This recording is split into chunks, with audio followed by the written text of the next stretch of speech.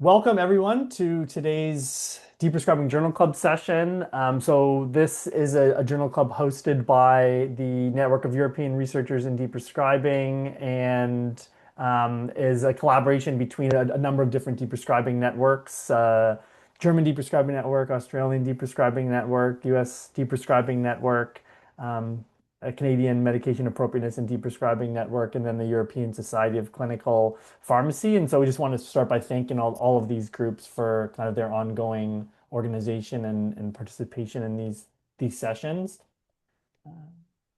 And so I'm going to be moderating today. So my name is Wade. I'm a pharmacist and a researcher at the University of British Columbia in Vancouver. Um, and I'll just remind everyone that we're going to be recording today's session, and you can find the recordings on the CADeN YouTube channel, and the link is posted right here. And our speaker today is Dr. Caroline McCarthy, who is a practicing general practitioner and academic based at RCSI in Ireland. And her research is focused around safe and equitable use of medications in primary care. So we'll have Caroline give her presentation, and then afterwards we will have a Q&A where we can discuss a little bit further. So I'll hand it over to Caroline now. Great, thanks, Wade. Share.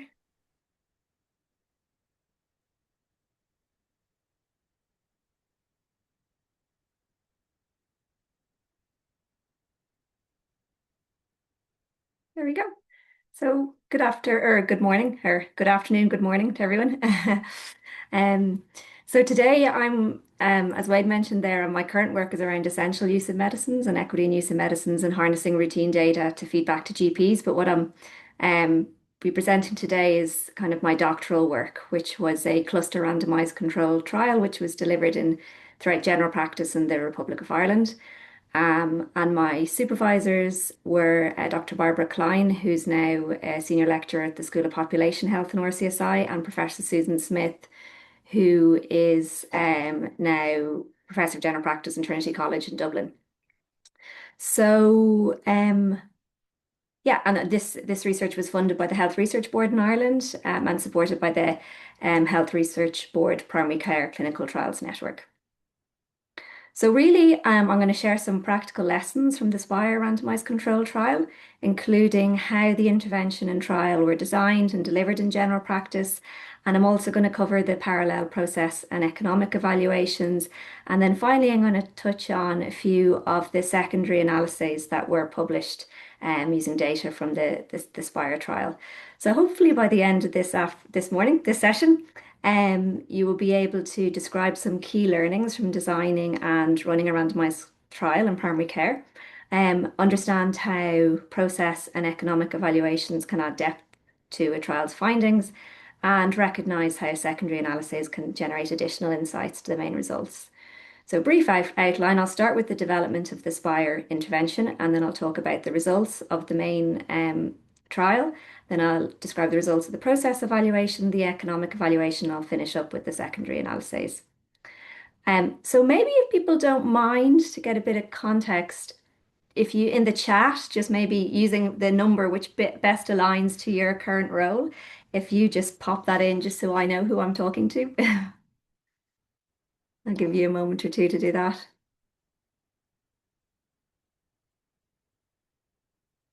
Four, two, 9, 4. Okay, so lots of researchers.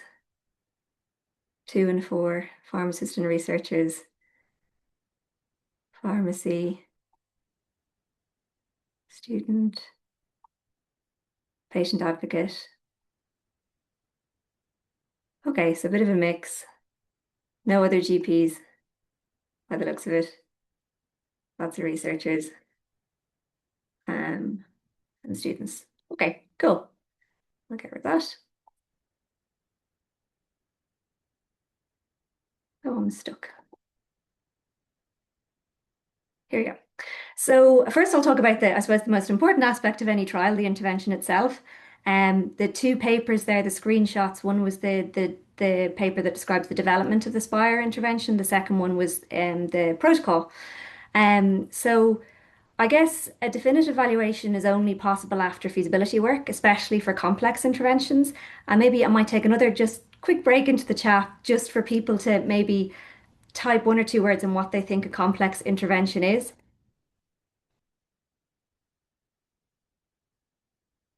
If anyone has any ideas. Hi, Jessica. What do we mean when we say a complex intervention? Yep, so multiple components.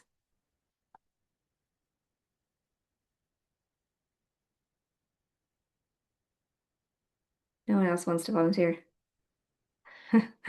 Yeah, so well, basically it's an intervention with multiple interacting parts or components that depend on the behavior, on people's behavior and on systems. So not kind of a simple action or simple pill.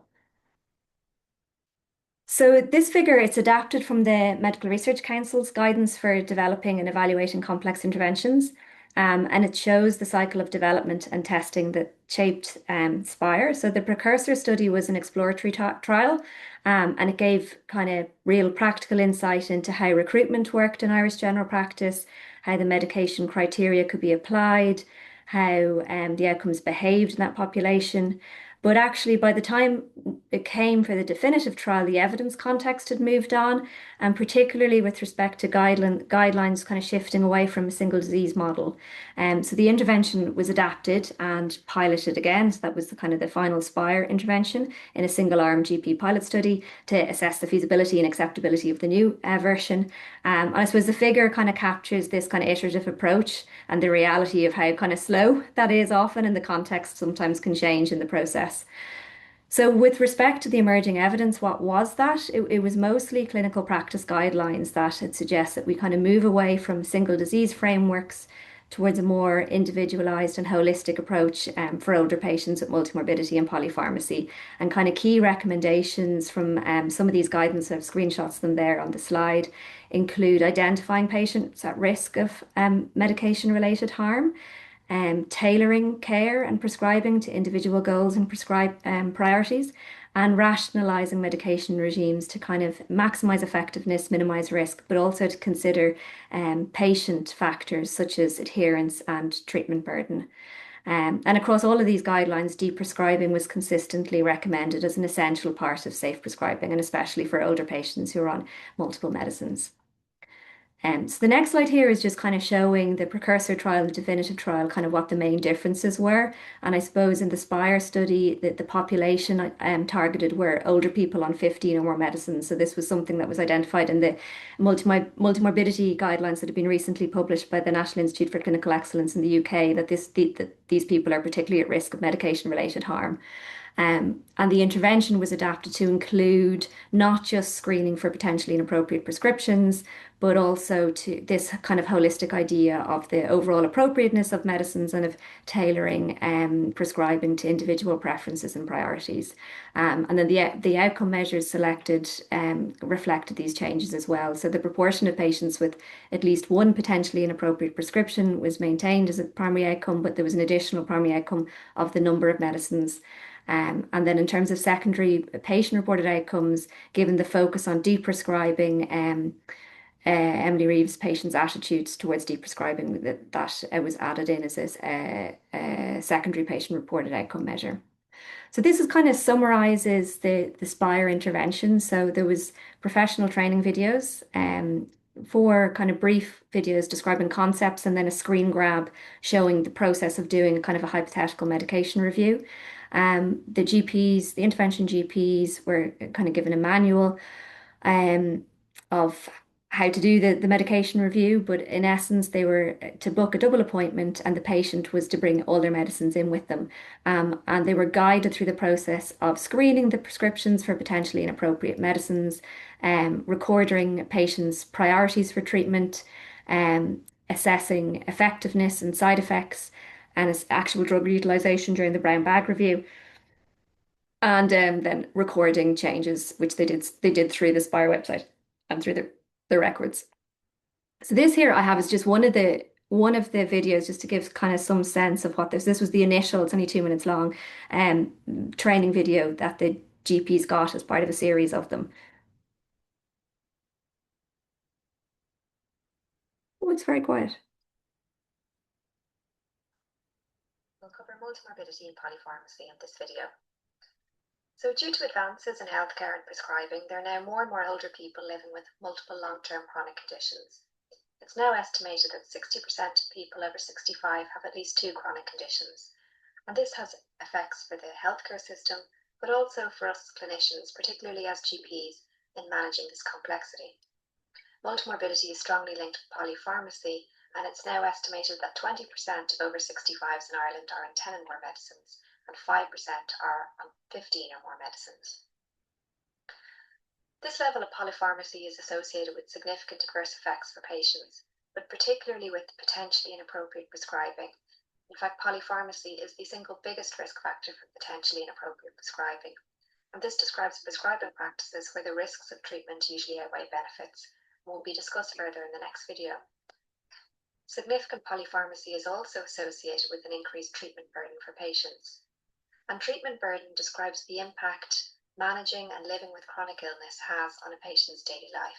It includes things like monitoring and managing symptoms, adhering to complex medication regimes, coping with side effects from treatments, attending multiple appointments with different healthcare professionals, and the psychological impact of living with, managing, and thinking about chronic illness every single day. So the SPPiRE trial was designed to try and improve prescribing, reduce potentially inappropriate prescribing, and reduce polypharmacy and thus treatment burden for patients. It's based on our previous research, which demonstrated that web-based medication reviews can reduce potentially inappropriate prescribing. And it also incorporates the NICE multimorbidity guidelines. These advise performing a structured medication review for all patients on 15 or more medicines, where individual patient priorities are explored and treatment burden is addressed. The next video will describe potentially inappropriate prescribing, and from there there'll be a video on exploring patient priorities, and we'll conclude with a short video on performing a brown bag medication review. Oh, there we go. That was one of a series of videos that the GPs would watched in terms of the educational material. So that's the SPPiRE intervention. So I'll move on now to talk about the RCT. So I guess the overall aim of the trial was to assess the effectiveness of this individualized, web-guided, deprescribing orientated medication review in reducing polypharmacy and potentially inappropriate prescribing in older adults with significant polypharmacy and multimorbidity in Irish primary care. I don't know if I'll bother with my poll again, will I? If anyone, so if you can maybe pop the number in the chat rather than typing out the full thing. So what best describes your clinical trial experience or confidence? So has anyone here run a clinical trial before, supported the delivery of clinical trial, maybe involved in the analysis, maybe understand, like knows how to appraise them, but haven't directly worked on one, or 5 still learning about trials? Oh, so some people have all of the above. So people have analyzed them, run them, supported them. I'm still learning. Yep, I suppose we're probably all still learning.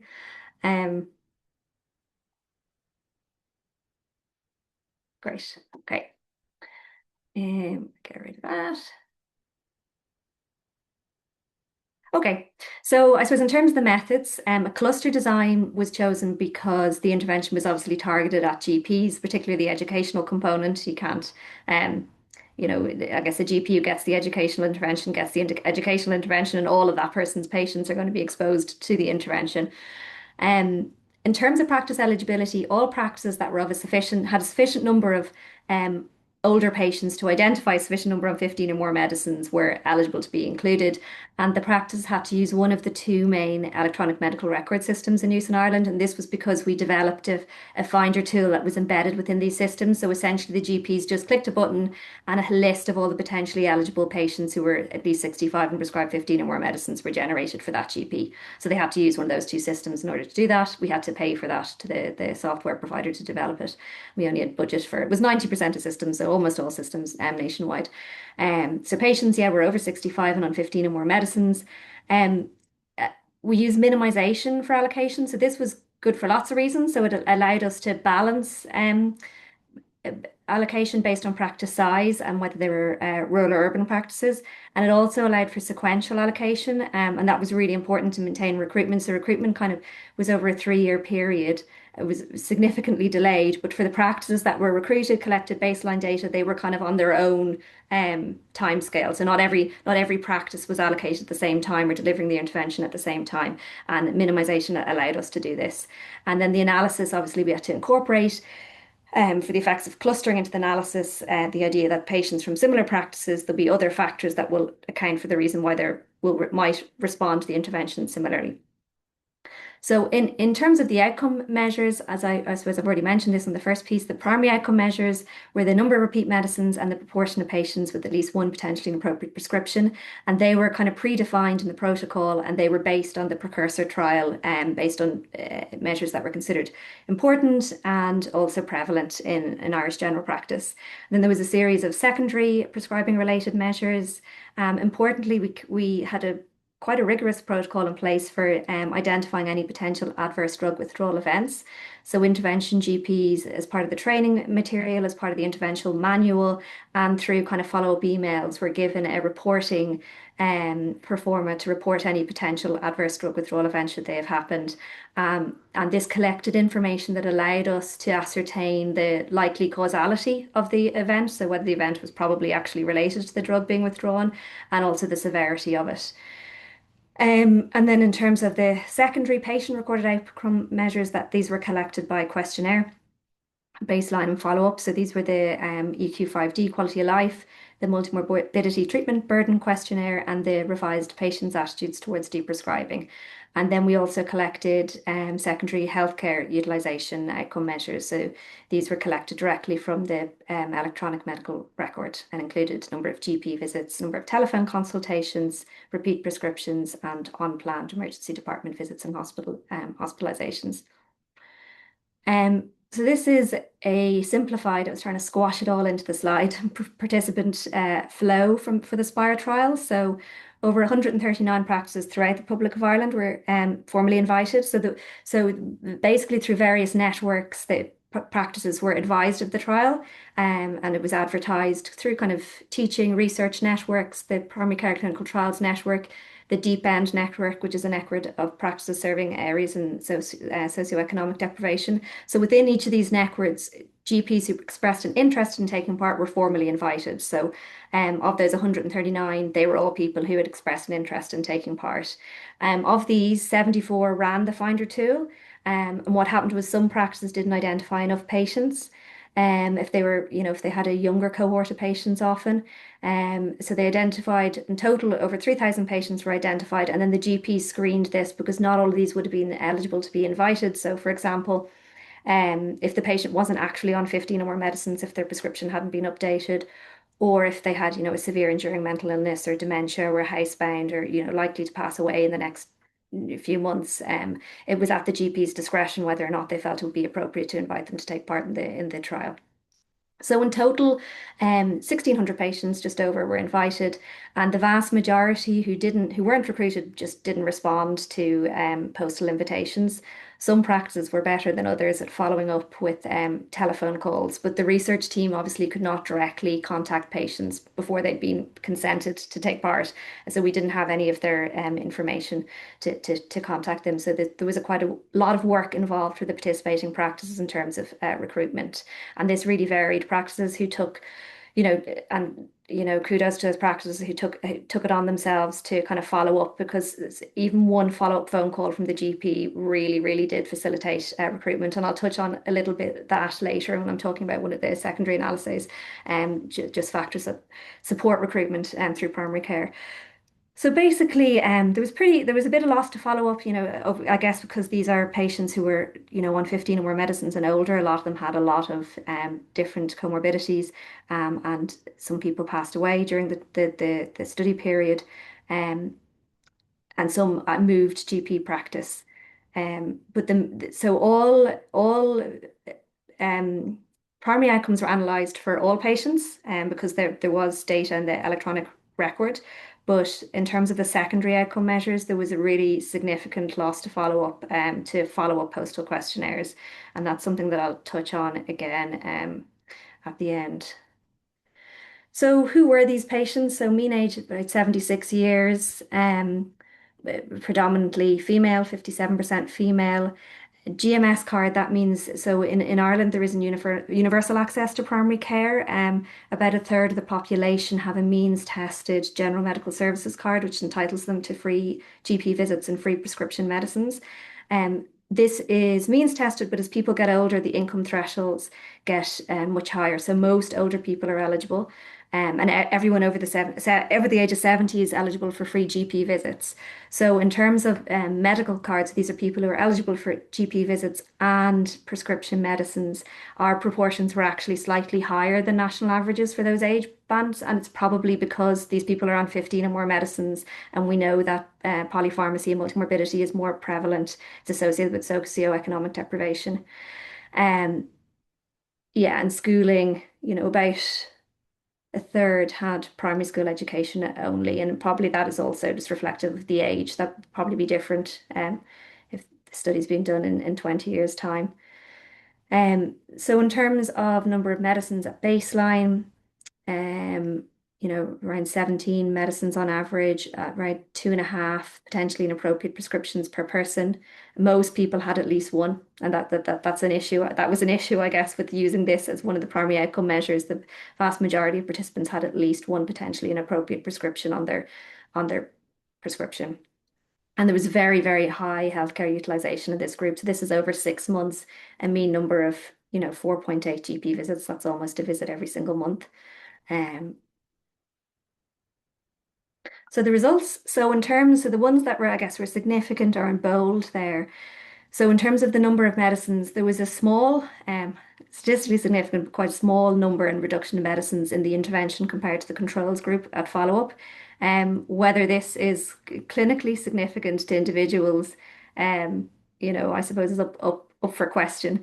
In terms of the secondary prescribing related outcome measures, there was significantly more medicines stopped in the intervention compared to the control group, and there was a significantly reduced proportion of patients in the intervention compared to control group on 15 or more medicines. There was 15, I'll talk a little bit more in detail because I think this is always, of great interest in deprescribing interventions, as this idea of potentially causing, well, not wanting to cause harm, obviously, adverse drug withdrawal events. There was no effect on any patient-reported outcome measures. Again, I'll touch on this later, but maybe a 6-month follow-up period for these people with such significant disease and treatment burden, is it realistic to think an intervention like this will manifest in terms of changes in quality of life? And yeah, healthcare utilization, there was no difference between groups. And I think it was about a quarter of participants, their follow-up date was after, maybe a bit less than a quarter, their follow-up date was after COVID. And we saw this huge thing where people who were followed up then had way less in-person GP visits. So yeah, in terms of the adverse drug withdrawal events, there was 15 reported in total, and there was really a rigorous, we were actively checking for them and checking in with GPs for them. So there was over 850 medicines or so stopped in the intervention group. And of those that were reported, 10 were felt to be probable adverse drug withdrawal events. So the box there is just describing what they actually were. So most were mild and self-limiting. things like rebound dyspepsia after stopping a PPI, an itch after stopping an antihistamine. There was one serious one where someone had a severe depressive episode that required an inpatient admission after stopping duloxetine, which paradoxically had actually been used to treat pain, not to treat depression, but it was felt to be probably related. So in summary, yeah, I guess we recruited to target a vulnerable group of patients who are typically underrepresented in clinical research. And we had the intervention showed a small effect on the number of medicines, but no clear effect on the potentially inappropriate prescribing. There was 15 reported adverse drug withdrawal events, 10 were probable, most were mild and self-limiting. And in terms of lessons learned, response rates to follow-up postal questionnaires were low. And this is most likely due to progression of disease burden, treatment burden during the study period.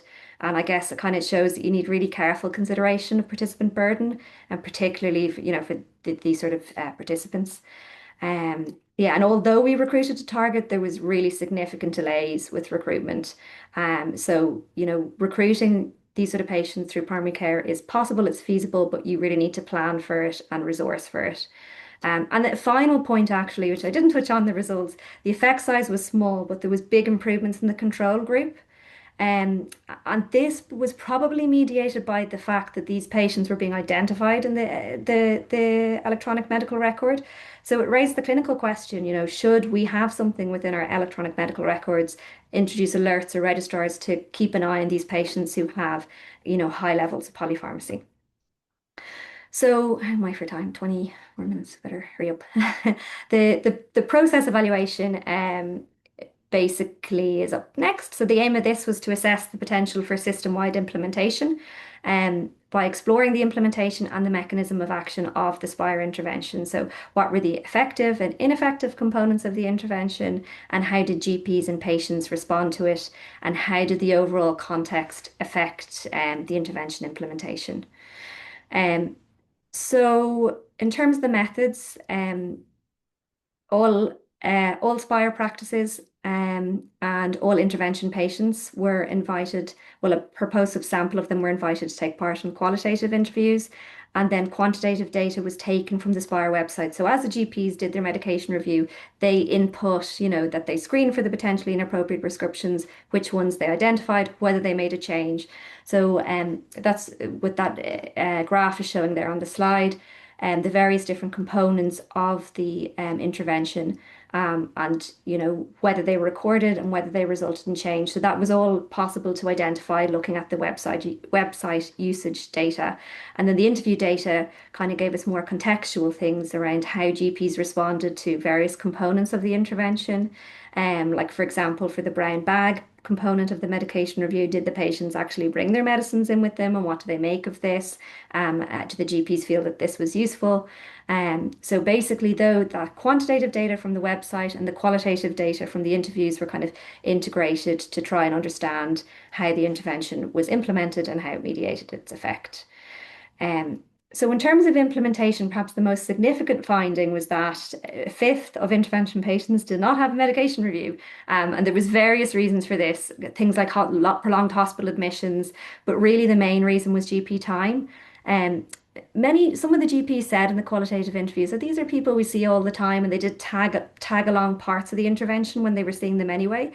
But a lot of them struggled to set aside the time that it took, the 30 or 40 minutes that it took to do the whole medication review.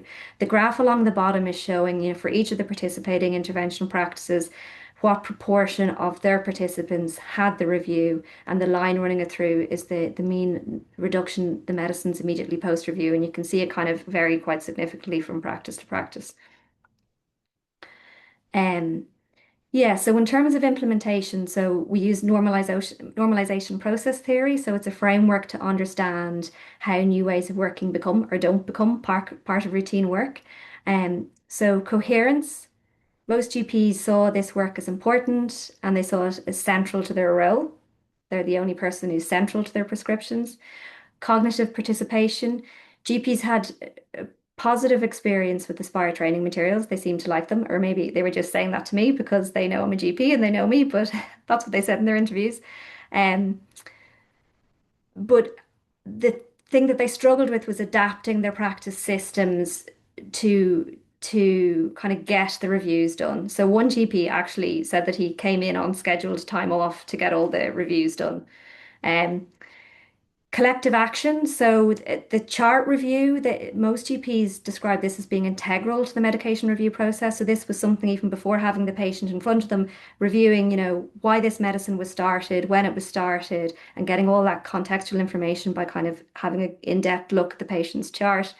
But in terms of the various components of the review, they really varied in how whether or not they adhered to them. Like for example, the brown bag component. Some practices, the patients didn't bring all their medicines in with them, and the GP just worked off the list. So they didn't really do that as it was supposed to be done.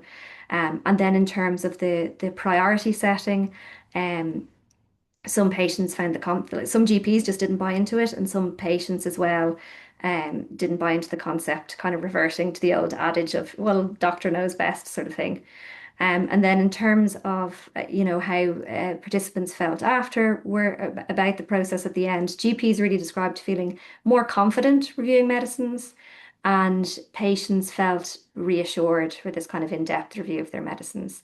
But GPs felt really for system-wide implementation and really integration into practice workflows, integration into the electronic medical record system, and adequate resourcing would be essential. So in terms of whether a medicine was stopped or not, that depended on multiple factors, including the patient's attitude, and the doctor-patient relationship. So most patient interviewees, they were open to stopping medicines, although some were reluctant. And similarly, the quotes from the GPs in the red box there highlighted some of so for example, knowing the patient well really facilitated the intervention and facilitated conversations around deprescribing medicines. But maybe a very complex patient, the GPs were kind of more cautious of rocking the boat. The various graphs to the right of the boxes there are just showing the different components of the medication review and what resulted from them. So in terms of the potentially inappropriate prescriptions, the GPs identified quite a high number of them, but most did not act on, half of them didn't act on them. And interestingly, they identified less than the blinded outcome assessor, who was an academic pharmacist, um, particularly for anticholinergic, potentially inappropriate prescriptions. Um, the brown bag medication review, even though it wasn't implemented as planned for a lot of the practice and patients, it did result in the most medication changes. And the prioritization component, that was less likely to result in a medication change. So kind of to conclude from the process evaluation, kind of contextual factors, particularly staff shortages, resource implications in primary care, affected how the intervention was implemented, and also kind of deep-seated patient and doctor views, particularly around the prioritization component, really affected how that was implemented. GPs identified less potentially inappropriate prescriptions than expected and acted on them less than half the time. Yeah, and the brown bag review, even though it wasn't implemented as changed, it was what resulted in the most medication changes. So these were sort of things like actual drug utilization, identifying side effects from a particular medicine, and things that kind of cropped up as the GP went through each medicine with the patient that was in their brown bag. Okay, I'll move on and have a sip of water. Am I going too fast? No, it's hard when you can't see people's faces. You feel like you're just talking into an ether. Um, So the economic evaluation. So this again ran parallel to the trial to the main trial as did the process evaluation. So the aim was to investigate the cost effectiveness of this SPPiRE intervention that was designed to reduce polypharmacy and potentially inappropriate prescribing. So the methods, so from the perspective, this was from the health service perspective, and the time horizon was the 6-month trial follow-up period, which again wasn't at the same time for all the participants because they were being allocated sequentially. The outcomes were incremental costs. So these were things like medicine stopped, started, healthcare utilization, intervention costs, and quality adjusted life years for which we needed the Q5D. In terms of the analysis, multi-level models were used to estimate costs and qualities. And because of the issue with the missing follow-up prom data, multiple imputation was used for missing EQ5D data. The cost effectiveness was assessed using incremental cost effectiveness ratios, so cost per quality gained, and cost effectiveness acceptability curve. So it gives the probability that an intervention is cost effective at different willingness to pay thresholds.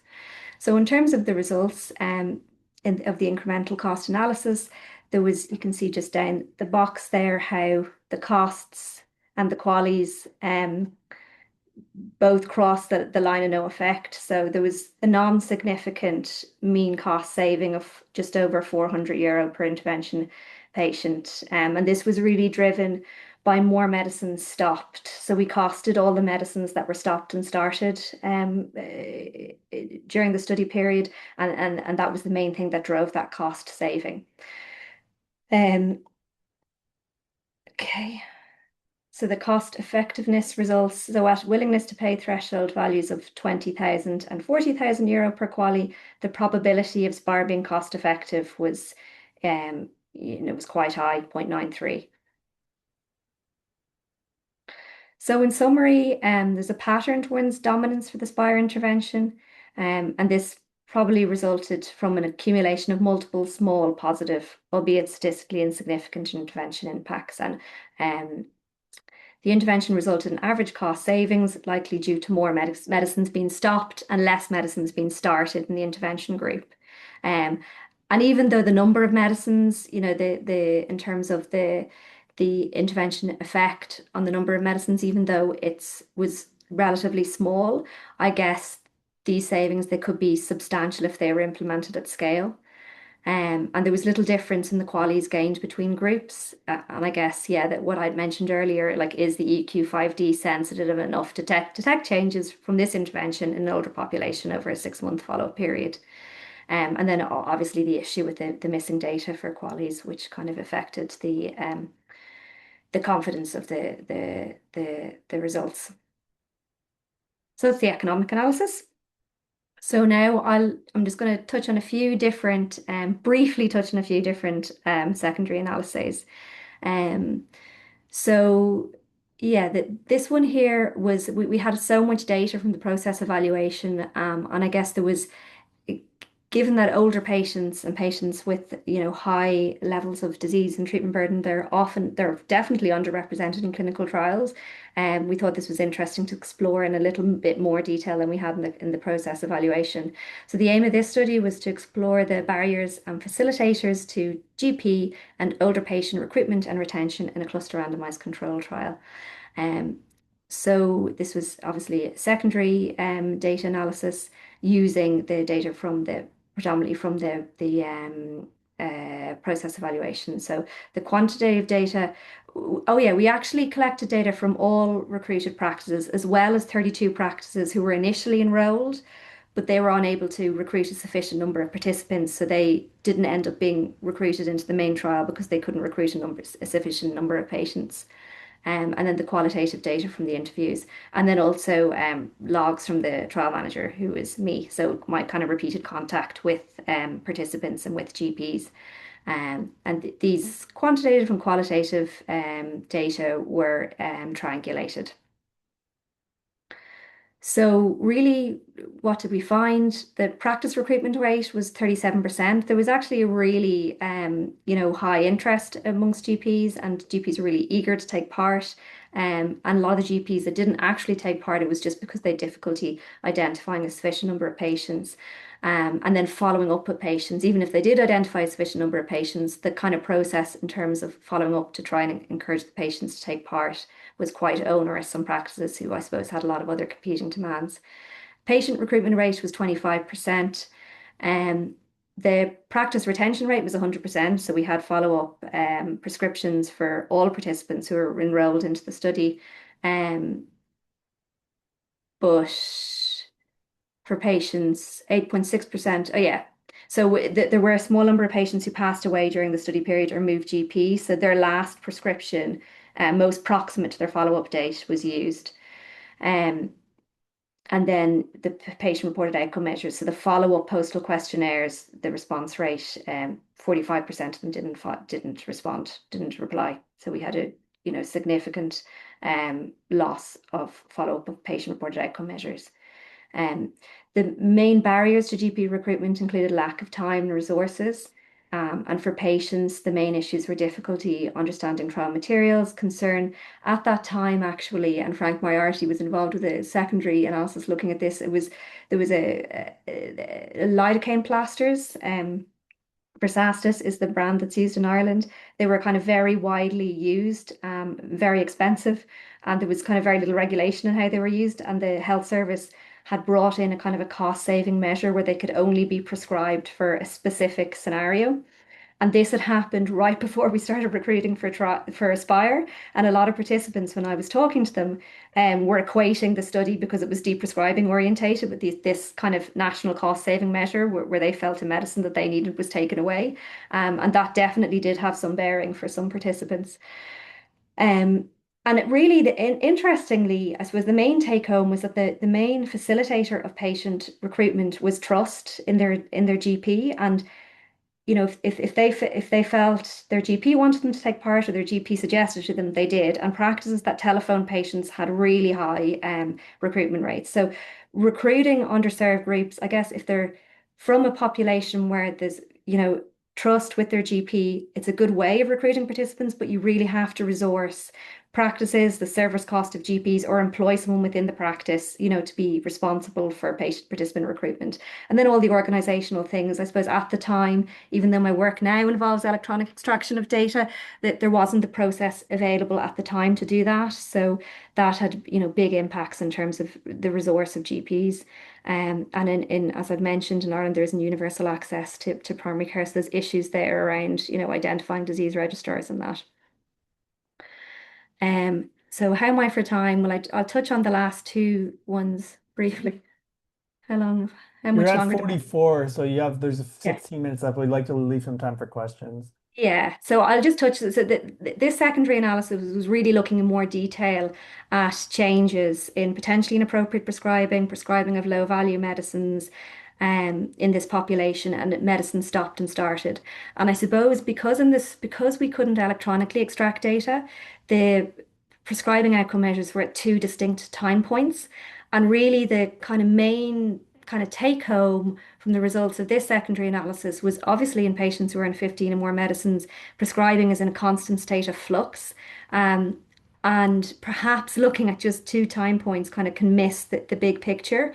So there was more medication changes within the intervention group, more drugs stopped, started, switched within drug classes. And I suppose that by looking at a snapshot at two time points, perhaps can't see that. And then the other kind of more recent secondary analysis was as part of the prioritization component of the medication review. Um, Patients described what their priority was for treatment, and the pain was the main one. Pain was essentially the one that came up by far and away the most. So we looked at this in more detail. What was the effect of identifying pain as a priority for treatment? And I suppose the rationale for that is, as I'm sure it is worldwide, the issue with kind of rising levels of potent opiates being prescribed. So this is just describing on that patients who've medical cards. I think for oxycodone between 2011 and 2022, the rate of oxycodone increased by over 79%. And this is kind of despite, and these are long-term prescriptions, despite recommendations against using opioids for chronic pain. So yeah, we use the prescription data and the questionnaire. So patients were asked about their priorities on the baseline questionnaire, and GPs input their priorities into the SPPiRE website. So we could look at the kind of self-reported priorities, the GP recorded priorities, and then we looked at analgesic prescriptions as well. Um, so yeah, that's kind of just describing the prescriptions. So of the 7,000 medicines prescribed at baseline, over 10% of them were analgesics, and 82% of people at baseline were prescribed at least one analgesic. And at baseline, the mean morphine equivalent was 14 milligrams. Um, So this is just showing all the different priorities. So you can see there pain was the most common one. And the middle column there is showing comparing the self-reported and the GP recorded. And the main thing is that there was very little agreement between what patients self-reported as being their priority and what GPs recorded. The big caveat being that this wasn't at the same time and these patients had loads of stuff going on. So maybe their priorities had changed in the interim. But here was what we found was patients who reported pain had higher odds of having their opioids intensified during the study period. Um, so yeah, and really, I suppose there's been work in the UK identifying barriers to adhering to these clinical practice guidelines around the management of chronic pain, and a big thing really is um, access to non-pharmacological treatments, and certainly within the Irish context, it's major issues with access to things like physiotherapy, psychotherapy, and I suppose if you're doing an intervention in a system where there isn't access to the supports you need to kind of properly address it, maybe that's what happens then when you start asking people what their priority is and they say it's pain. Um, so that was that one. So yeah, the key learnings really. Designing and running randomized trials in primary care, really obviously important to select meaningful outcome measures, but also to think feasibly in terms of your population, in terms of participant burden, how likely your intervention is to impact. Obviously, we want meaningful clinical outcomes, but often it's not feasible or we're not powered to look at kind of endpoints such as mortality or whatever it may be. But collecting those are really important too, so that information can feed into meta-analyses of your work. And recruiting underrepresented groups is possible, particularly possible in primary care where there's a trusting relationship with the GP who patients know for a long period of time, but really it requires significant planning and resource. Process and economic evaluations are really important to explain how and why something worked or didn't work, and to show feasibility in the real system and to inform decisions about value for money. And you can get some really important insights from secondary analyses. So what we found out, medication change is very dynamic, certainly not static. Patient recruitment, as I said, facilitated by trust, and system pressures shape really how interventions have their effect and how they're implemented. So that's it. 45 minutes, I hope. Time for questions. Great, thanks. So yeah, well, we have about 10 minutes for questions. So if you do have questions, like if you, it's not a big group, so feel free to raise your hand and you can ask them, or if you can pop them in the chat, that's also great. So yeah, are there any questions from the presentation? Stop sharing.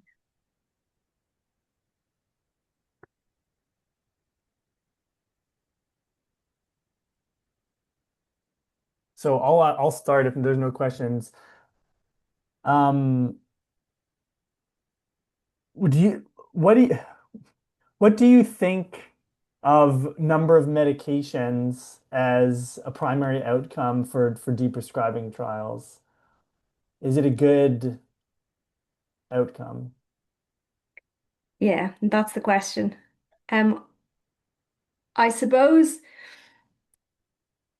probably appropriateness, is I think for any sort of clinical intervention, the most important outcome measures are real kind of clinical outcome measures. So unplanned hospitalizations, adverse drug reactions, um, mortality.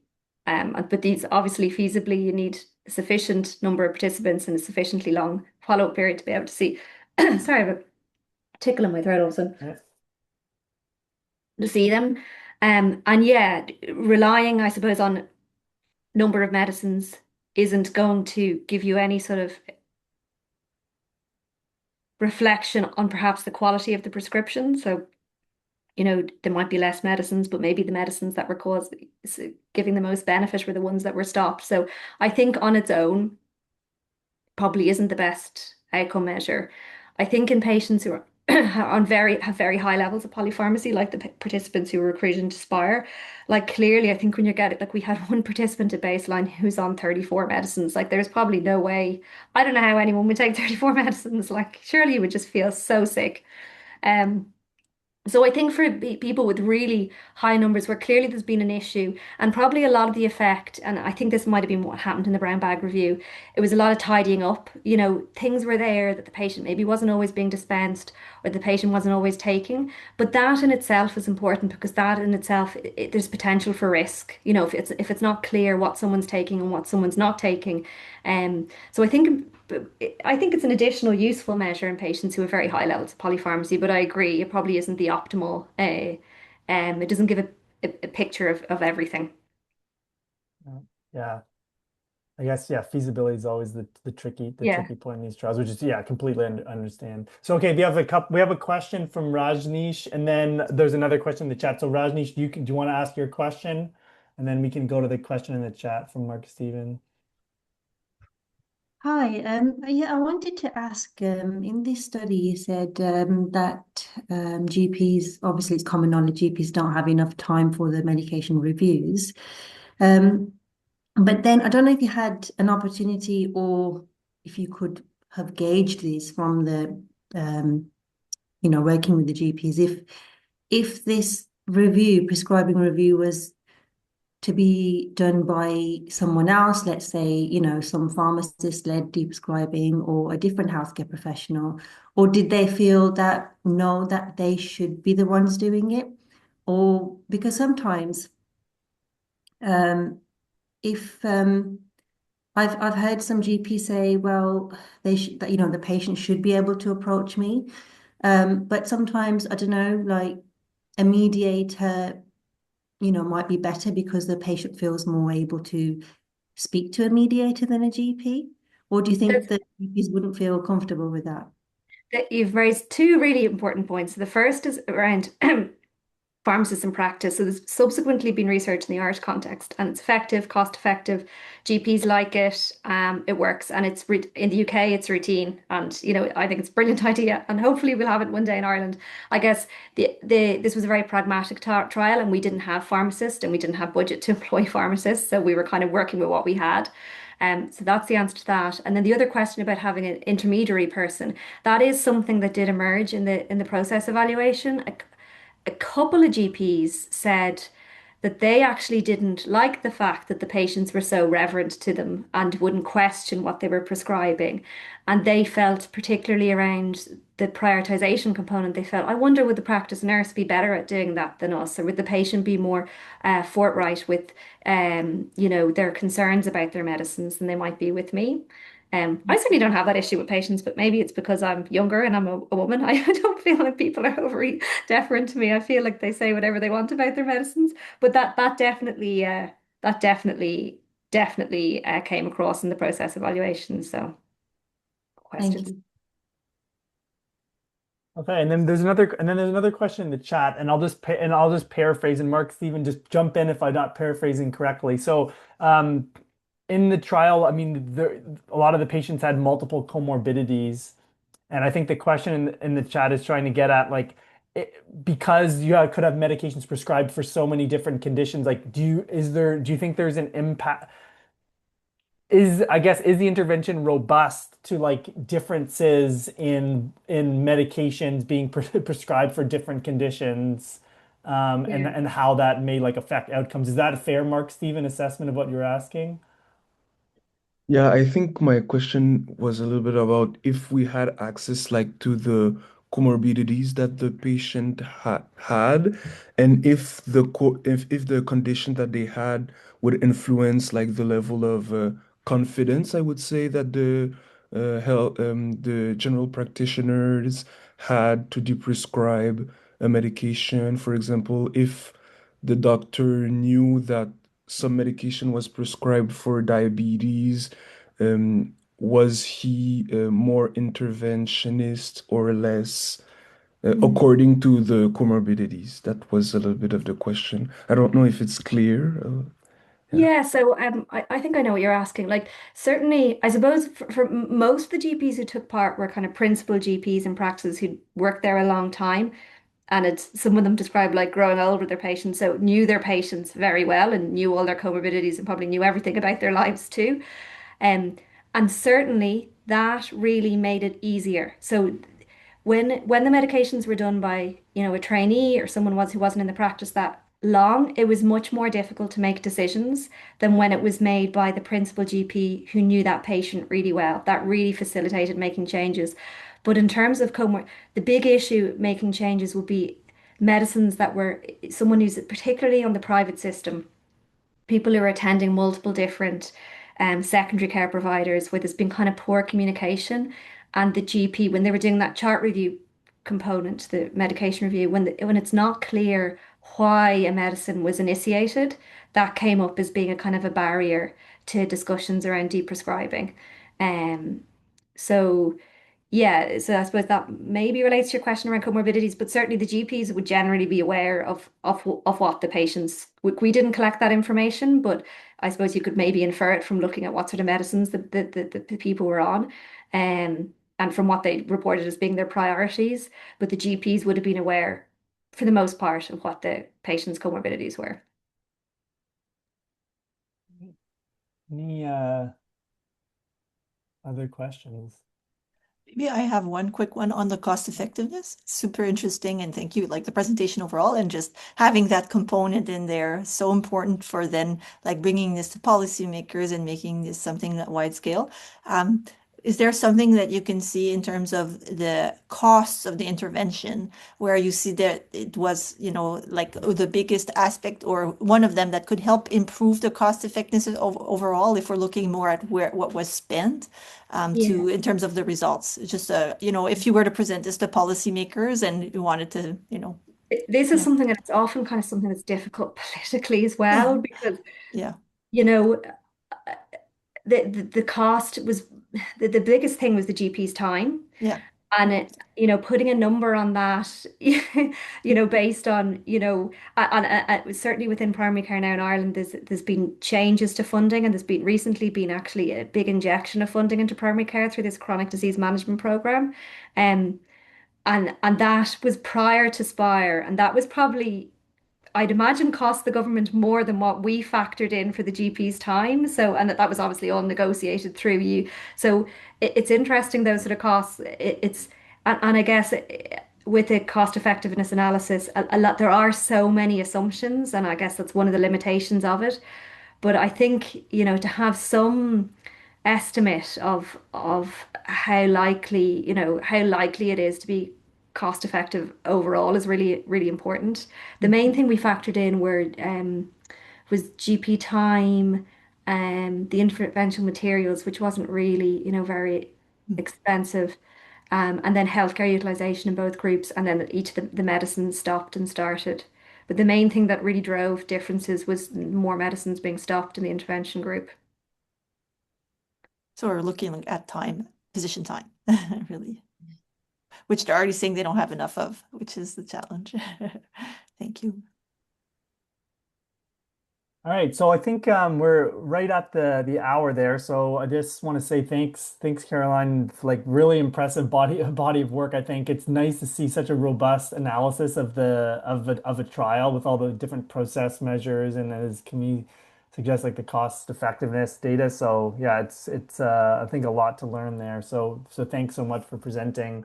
There's a poll survey in the chat there, which I see many people are filling out. So I would encourage you to just give a quick rating of the session, and then if you want to present in the future, you can write to the Canadian Medication Appropriateness and Deprescribing Network at the email here, or if you just have any kind of general feedback. Um, and then just kind of thanks again to everyone who is involved in organizing and kind of coordinating these sessions, and especially Nin and Camille. Thanks so much for organizing. And a big thanks again, Caroline, for presenting.